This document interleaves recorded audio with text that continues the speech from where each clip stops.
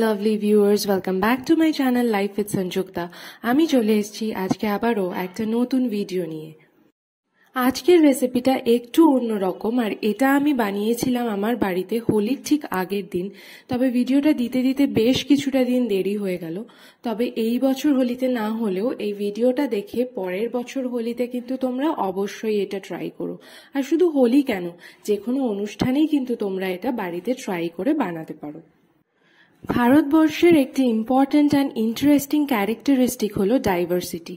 এই ডাইভার্সিটি দেখা যায় ভারতবর্ষের বিভিন্ন রাজ্যের বিভিন্ন রকম culture, custom, ethnicity, language and অবশ্যই তার ফুড স্টাইলের মাধ্যমে। আর এই ডাইভার্সিটি আমাদের দেশকে এতটা সুন্দর করে তোলে। যাই হোক, এইসব কেন বলছি, কারণ আজকে আমি যে রেসিপিটা বানাচ্ছি সেটার নাম হলো গুজিয়া। আর এই রেসিপিটা আমাদের ওয়েস্ট বেঙ্গলে এতটা ফেমাস না হলেও এটা কিন্তু বিহার, গুজরাট, রাজস্থান, উত্তরপ্রদেশ এই সমস্ত এলাকায় খুবই ফেমাস এবং এটাকে দিওয়ালি বা হোলির আগের দিন বানানো হয় ভগবান শ্রীকৃষ্ণকে নিবেদন করার জন্য। তবে আমি কেন হঠাৎ এই রেসিপিটা ট্রাই করছি সেটা তো তোমাদের অবশ্যই জানাবো। তার আগে বলে নিই রেসিপিটা কিভাবে তোমরা তৈরি করবে। এইটা বানানোর জন্য একটা ইম্পর্টেন্ট পার্ট হলো খোয়া ক্ষীরটাকে ভালো করে রোস্ট করে নেওয়া। ঠিক যেভাবে আমি ভিডিওতে দেখিয়েছি সেইভাবেই খোয়া ক্ষীরটাকে গ্রেট করে প্লেন একটা কড়াকে ওভেনের মধ্যে বসিয়ে তার মধ্যে খোয়া ক্ষীরটাকে দিয়ে হাতে বেশ কিছুক্ষণ সময় নিয়ে এটাকে ভালো করে রোস্ট করে এরম একটা কনসিস্টেন্সি তৈরি করতে হবে। এটাই কিন্তু রেসিপিটার একটা মোস্ট ইম্পর্টেন্ট পার্ট। আর এরপর যেটা করতে হবে সেটা হচ্ছে কড়াইতে অল্প একটু ঘি গরম করে তার মধ্যে পরিমাণ মতো সুজি তোমাদের দিয়ে দিতে হবে আর সুজিটাকেও ভালো করে রোস্ট করে নিতে হবে। আমি এখানে প্রায় 500 গ্রাম মতো খোয়া ক্ষীর নিয়েছিলাম আর তার সঙ্গে দিয়েছি অলমোস্ট 250 গ্রাম মতো সুজি। আর এবার যেটা করে নিচ্ছি সেটা হচ্ছে বিভিন্ন রকম ড্রাই ফ্রুটস তোমাদের ইচ্ছা মতো তোমরা গ্রেট করে নিও এবং তার সঙ্গে মিশিয়ে নিও অল্প একটু কিশমিশ। যদি কারোর কিশমিশ পছন্দ না হয় তোমরা অবশ্যই সেটা অ্যাভয়েড করতে পারো। রোস্টেড সুজিটার উপরে এই ড্রাই ফ্রুটসগুলো ছড়িয়ে সুজির সঙ্গে ড্রাই ফ্রুটসগুলোকেও খুব সামান্য একটু রোস্ট করে নিতে হবে। ত্রিপুরাতে এসে প্রথম তো খোয়া ক্ষীর বলে কোথাওই সেরমভাবে কিছু পাচ্ছিলাম না। যাই হোক, ফাইনালি একটা দোকানে ফোন করে জানলাম সেখানে খোয়া ক্ষীর পাওয়া যায়। তবে দামটা আমার একটু কস্টলিই মনে হলো, যদিও এখানে প্রায় 600 টাকা কেজি করে আমাকে কিনতে হয়েছে। যাই হোক, আমার অবশ্য জানা নেই যে কলকাতায় এটার দাম এখন কত।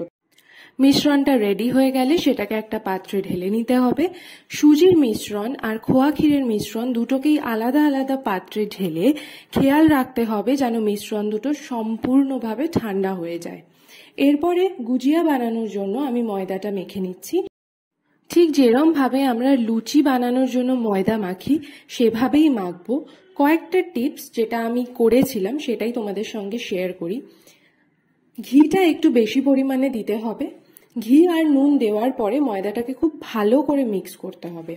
ঠিক যেভাবে আমি ভিডিওতে দেখিয়েছি এরকম একটা গোল মতো হাতে ফর্ম হবে। এই সময় কিন্তু ময়দাতে জল দেবে না। এরম একটা গোল ফর্ম হয়ে যাওয়ার পরে ঠিক এরম একটা কনসিস্টেন্সি এলে তখন ময়দার মধ্যে জল দিয়ে যেরমভাবে আমরা ময়দা মেখে থাকি সেভাবেই মাখবো। শুধু গুজিয়ার জন্য ময়দা মাখলে সেটা কিন্তু অল্প একটু টাইট মাখতে হয়, খুব নরম করে এই ময়দাটা তোমরা মাখবে না। ভালো করে ময়দাটা মেখে নেওয়ার পরে এটাকে একটি ভেজা কাপড় দিয়ে ময়দাটাকে চাপা দিয়ে মোটামুটি 30 মিনিটস মতো সাইডে রেখে দিতে হবে। ময়দা মাখা তো কমপ্লিট হয়ে গেছে আর রেসিপিটা কিন্তু অনেকটাই বলতে পারো কমপ্লিটের দিকে, মানে যেগুলো তৈরি করে রাখার সমস্ত কিছুই তৈরি করে রাখা হয়েছে। এরপরে যেটা করব সেটা হচ্ছে চিনিটাকে একটু মিক্সচার গ্রাইন্ডারে ভালো করে পিষে নেব। গোটা গোটা চিনি ইউজ করলে রেসিপিটা অতটা ভালো হবে না। তো চিনিটাকে ভালো করে পিষে নেওয়ার পরে আগে থেকে আলাদা করে রাখা যে মিশ্রণগুলো ছিল সেটাকে মিক্স করে নিতে হবে। মানে সুজির যে মিক্সচারটা বানিয়েছিলাম আর খোয়া ক্ষীরের যে মিক্সচারটা সেটাকে ভালো করে মিক্স করে নিতে হবে। আর যেটা বলেছিলাম সেটা কিন্তু অবশ্যই মাথায় রাখবে যে মিক্সচারটা যেন ঠান্ডা হয়। গরম থাকলে কিন্তু চিনি মেশানোর পরে চিনিটা গলতে শুরু করবে আর মিক্সচারটা একদমই খারাপ হয়ে যাবে। তো এটাকে মাথায় রেখে এটাকে ভালো করে মিক্সচারটাকে সুন্দর করে মিক্স করে নিতে হবে। দেখো ঠিক যেরকমভাবে আমি ভিডিওতে মিক্স করে নিয়েছি। এই মিক্সচারটা না খেতে দুর্দান্ত হয়, বসে বসে শুধু মিক্সচারটাও খেয়ে নিতে খুব ভালো লাগে। এরপর যেটা করবে, কয়েকটা এলাচ নিয়ে গুঁড়ো করে সেটা মিক্সচারের মধ্যে মিক্স করে দিও।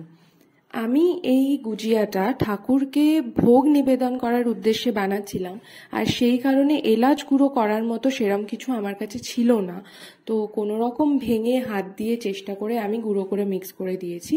তো তোমরা প্রপারলি গুঁড়ো করেই মিক্স করো, আর কেউ এলাচ পছন্দ না করলে এটাকে অবশ্যই তোমরা স্কিপ করতে পারো। এখন আসছি এই ভিডিওটার সবচেয়ে ডিফিকাল্ট পার্টে। আমার বেশ ডিফিকাল্ট লেগেছিল, তবে আমি যখন পেরেছি আমি শিওর তোমরা সবাই পারবে। ময়দার থেকে ছোট ছোট লেচি কেটে নিতে হবে। লেচি কাটার পরে সেটাকে লুচির মতো গোল গোল করে তৈরি করে নিতে হবে। এই লুচির মতো যে গোলটা তৈরি করলাম তার একদম এজেসগুলোতে, ধারগুলোতে ভালো করে একটু জল লাগিয়ে নেবে। এতে কি হবে, গুজিয়াটা ভালো করে আটকানো যাবে। জলটা লাগিয়ে নেওয়ার পরে হাতের তালুতে এই লুচিটা রাখতে হবে, রেখে তার মাঝখানে অল্প একটু পুর নিয়ে দিয়ে দিতে হবে। মাথায় রাখবে খুব বেশি পুর দেবে না, তাতে কি হবে, গুজিয়াটা ফেটে যাওয়ার চান্স থাকে। পুরটাকে নিয়ে ঠিক যেরকমভাবে সেই আমরা দুধ পুলি বানিয়ে থাকি সেরকম ফর্মেই কিন্তু তৈরি করতে হবে একটা শেপ। তো আমি এটাকে মুড়ে নিয়েছি। যেভাবে আমি দেখাচ্ছি এভাবে করলে তোমাদেরও বেশ ইজি লাগবে, কারণ আমারও এইভাবেই ইজি লেগেছে। ভালো করে মুড়ে নিয়ে ধারগুলোকে দেখো আবার একটা একটা করে আমি ফোল্ড করে দিয়েছি। এরকমভাবে গুজিয়াগুলোকে তোমাদের তৈরি করে নিতে হবে। তৈরি করে একটা একটা গুজিয়া তোমরা তুলে রাখবে। তো গুজিয়া কিভাবে বানাবে সেটাও তো তোমাদেরকে বললাম, এবার বলি আমি কেন এটা বানাচ্ছি। এতদিন হোলির সময় কলকাতাতেই থাকতাম, আর কলকাতায় আমার এক ফ্রেন্ড আছে যে কিনা উত্তরপ্রদেশ মথুরা থেকে বেসিক্যালি বিলং করে। তো ওদের বাড়িতে প্রত্যেক হোলির আগেই এই গুজিয়া তৈরি হতো, আর ও আমাকে এনে সেটা দিত প্রসাদ হিসাবে। অ্যান্ড সেটা খেতে এত সুন্দর হতো, আমি মানে এই গুজিয়াটার ফ্যান হয়ে গেছিলাম। তো এত বছর ধরে তো তৈরি করতে হয়নি, তবে এই বছর সামহাও আমি কলকাতায় নেই, আর এখন আমি রয়েছি ত্রিপুরায়। তো তাই ভাবলাম যে এত বছর তো আন্টি বানিয়ে বানিয়ে খাওয়াতো, এই বছর আমিও একটু দেখি বানাতে পারি কিনা। তো অনেক ভিডিও দেখে, ইউটিউব দেখে ফাইনালি এই রেসিপিটা আমি তৈরি করলাম। অ্যান্ড সত্যি বলতে গেলে খুব ভালো হয়েছিল খেতে।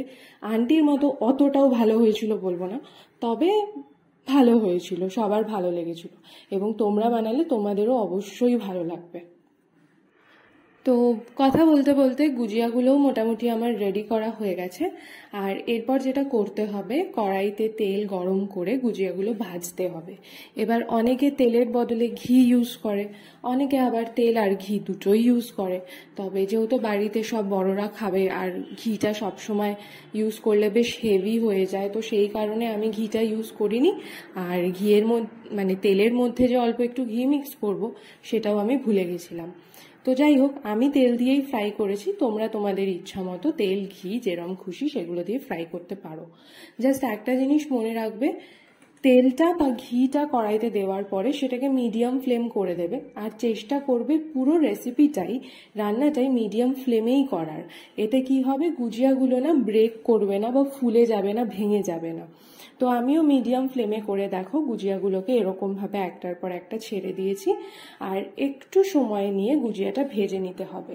ভাজতে ভাজতে খুব ব্রাউন করবে না, সামান্য একটু গোল্ডেন ব্রাউন, এরকম যেরকম তোমরা ভিডিওতে দেখছো ঠিক এরকম গোল্ডেন ব্রাউন একটা কালার এলে কিন্তু বুঝে যাবে যে গুজিয়াটা রেডি।